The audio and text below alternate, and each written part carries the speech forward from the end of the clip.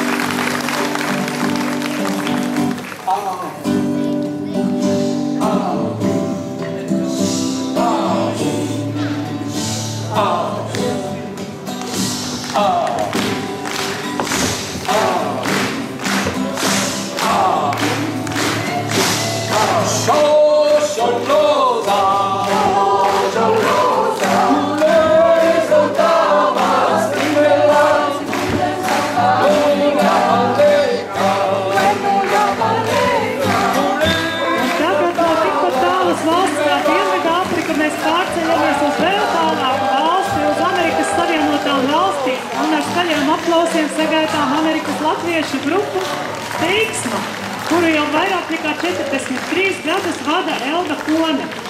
Un viņi šodien dziedās par sauli, par kāzām, par meitām,